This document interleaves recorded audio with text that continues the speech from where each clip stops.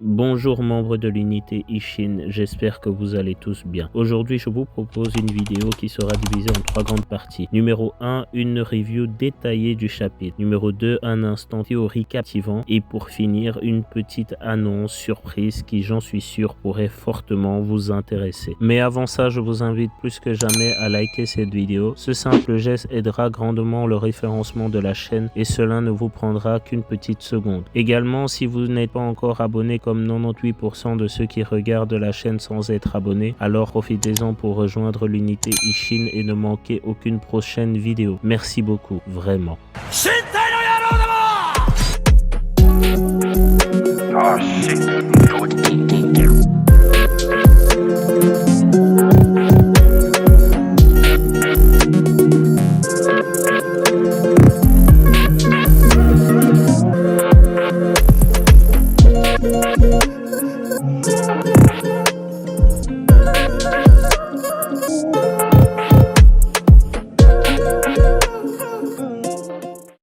Ce chapitre démarre avec les impressions des membres de l'unité Ishin, qui sont tous impressionnés du nombre de soldats qui composent enfin l'unité. Nous voyons également la réaction de Shin qui, quant à lui, profite pleinement, contrairement aux autres, de la vue du nombre de soldats. Ceux-ci se rendent compte que l'armée du général To ne suit pas l'unité Ishin, et Shin leur dit que pour l'instant il n'y a que, car c'est la stratégie qu'a choisi Kyokai. Ensuite, nous avons un flashback de la réunion des généraux de Kin. Lors de cette réunion stratégique, on rappelle à Kyokai que l'armée mobilisée pour prendre Han avait reçu l'ordre de le faire avec un strict minimum de pertes, afin de pouvoir associer cette campagne à l'invasion de Zhao. C'est alors que Kyokai exprime sa stratégie, en disant que si Kin voudrait prendre Han, alors il suffit de ne pas combattre. Cette partie est un moment qui m'a paru tellement drôle, parce que nous voyons qu'il y a une stratège qui ne comprend rien à la stratégie de Kyokai. Ils sont tous totalement sceptiques à l'exception d'une personne.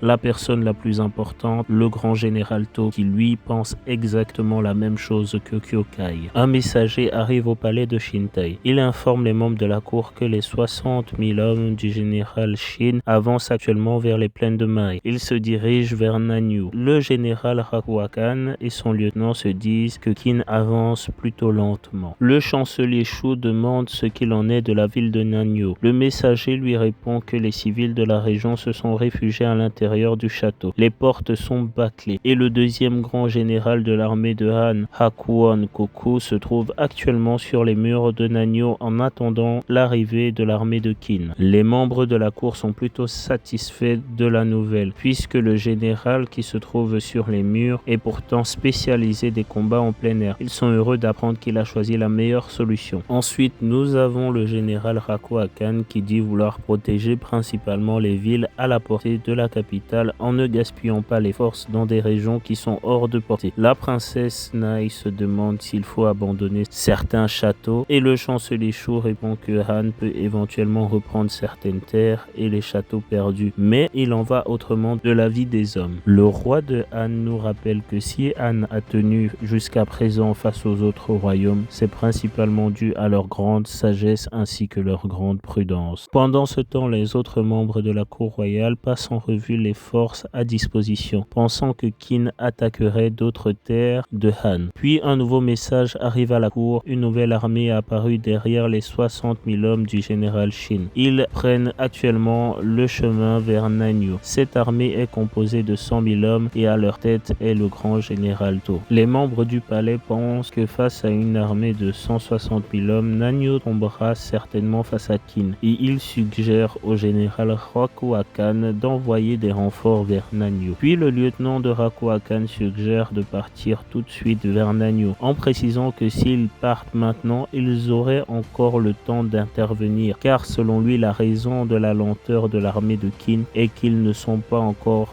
assez bien formés, puisque c'est une toute nouvelle armée. Mais le chancelier Shu leur conseille de ne pas prendre de décision hâtive, en suggérant que si Han voudrait intercepter l'armée de To, il faudrait envoyer une force armée de 100 000 hommes depuis la ville de Shintai, en précisant que s'il voudrait s'assurer la victoire, il faudrait envoyer plus de 100 000 hommes. Rakuakan est d'accord avec les paroles du chancelier et le chancelier demande s'il est le seul à ressentir de la peur. Le général Rakuakan dit que lui aussi il ressentait la même chose. Cependant, selon le chancelier Shu, Han n'a que 3 choix possibles durant cette bataille. La première est d'envoyer le général Rakuakan avec les forces de Shintei jusqu'à Nanyo pour affronter le général To. La seconde option est d'observer la bataille de Nanyo et voir comment les choses évoluent. La princesse Nei intervient en disant que le chancelier avait dit que si Han ne faisait rien, alors Nanyo tomberait certainement. Le chancelier lui répond en disant que choisir cette option signifierait que les forces situées à Nanyo feraient leur maximum pour tuer le plus d'ennemis possible. La troisième option serait de donner l'ordre de retrait immédiat des forces de Nanyo vers la capitale. La princesse Nei demande alors ce qu'il arrivera aux habitants de Nanyo. Le chancelier lui rappelle alors les paroles du roi il y a quelques instants. Han est avant tout un pays connu pour sa grande sagesse. Il faut protéger ce qu'on ne peut pas perdre, c'est-à-dire la capitale. Le général Rakuakan rassure la princesse en disant que ce n'est qu'une option et qu'aucune décision n'avait encore été prise. Et alors le chancelier de Shu demande l'avis du général Rakuakan. Rakuakan pense que même si le pire se produirait, Han ne peut se permettre d'envoyer l'intégralité des forces de la capitale sur le terrain. Cependant, ils ne peuvent toujours pas abandonner Nanyo. Alors, il propose de partir avec 50 000 hommes et rassembler 5 000 soldats de chaque château pour former une armée de 100 000 hommes, puis se diriger vers la ville de Nanyo pour affronter l'armée du général To. Après avoir levé cette armée et rejoint les forces de Nanyo, Han aurait alors à sa disposition 170 000 soldats contre 160 000 hommes pour Qin. Alors la victoire serait quasiment assurée.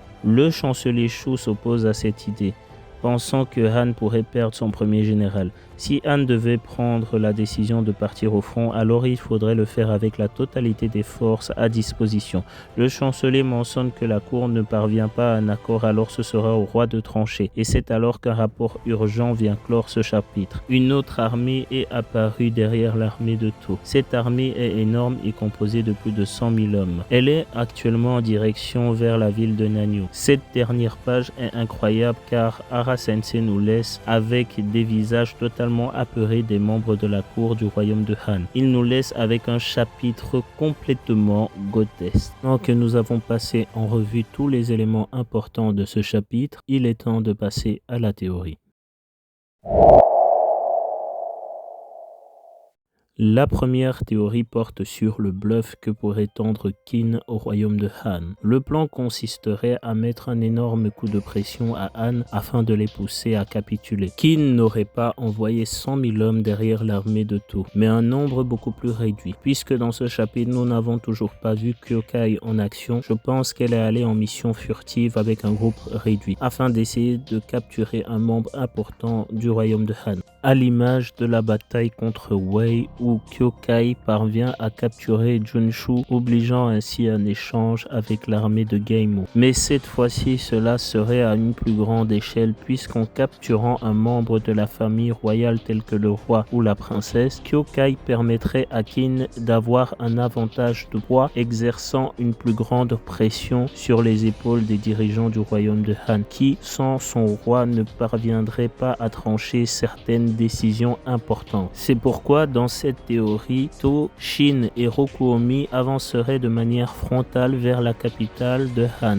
montrant qu'ils sont prêts à se battre à tout moment en attirant la totalité de l'attention des forces armées au vu du nombre de soldats de Qin se dirigeant vers Nanyo. Et Kyokai serait en train d'avancer directement vers Shintei en contournant Nanyo. De cette façon, elle pourrait toucher directement au cœur de Han, c'est-à-dire la famille royale. C'est pourquoi je pense que Qin serait en train de jouer à l'usure et sur le mental des dirigeants de Han. Malgré tous ces éléments, une seconde option serait que Han envoie la totalité de ses forces vers Nanyo et une force armée dirigée par Kyokai serait en direction de Shintei et attendrait que l'armée de Rakuakan quitte Shintei, laissant ainsi la capitale sans défense. C'est comme ça que Qin pourrait alors parvenir à vaincre l'armée de Han et à capturer Han sans pour autant mener un combat.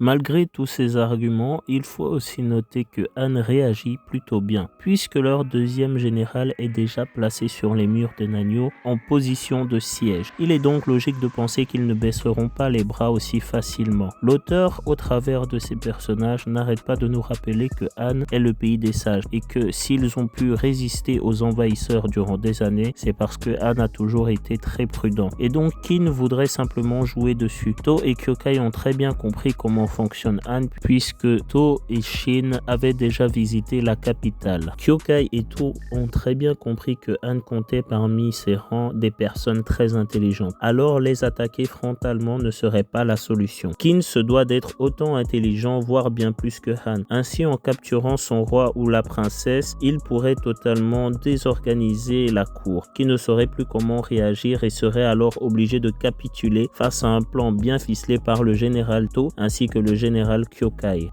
Dans cette deuxième partie, je vais vous expliquer quelque chose qui me semble très important et que beaucoup semblent oublier. Han est un pays où il y a des personnes avec un très grand niveau intellectuel.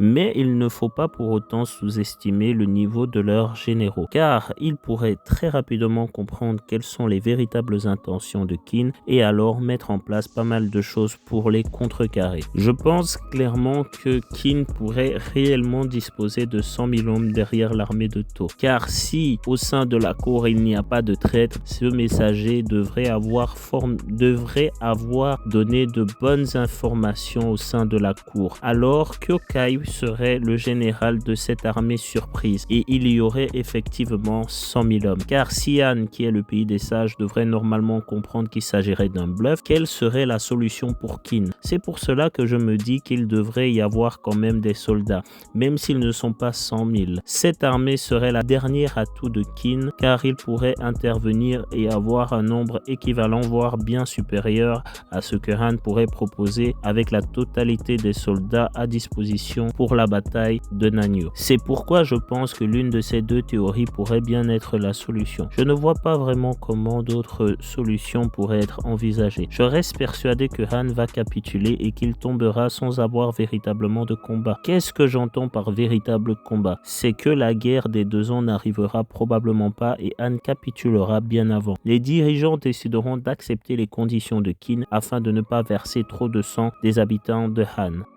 Alors aujourd'hui, pas de messager de l'unité Ishin, mais pour remplacer cela, une annonce incroyable d'une vidéo spéciale sur 2 des personnages préférés de la communauté Kingdom, Kanki et Riboku. N'oubliez donc pas d'activer la cloche de notification pour ne pas la manquer. Et avant que la vidéo ne touche à sa fin, je tenais à vous remercier énormément pour votre soutien. Nous sommes enfin une escouade de 200 soldats. Cela aurait été impossible sans vous. Vous êtes vraiment des gods. En parallèle de cela, je remercie également le frérot Romain de Yann qui a créé la plus grande communauté Kingdom sur Discord. Venez échanger vos théories et vos avis sur les chapitres de Kingdom, avec une communauté de près de 3000 hommes qui est 100% active. Le lien est en description. Et voilà, l'unité Ishin, c'est fini pour aujourd'hui. J'espère que la vidéo vous aura plu. N'hésitez pas à laisser votre meilleur pouce bleu et à vous abonner à la chaîne. C'est vraiment le meilleur cadeau que vous puissiez me faire et c'est totalement gratuit. Je vous retrouve la semaine prochaine pour la vidéo spéciale sur Kanki contre Riboku. À bientôt pour de nouvelles batailles épiques et de nouvelles aventures. C'était Manga Brains. Ciao.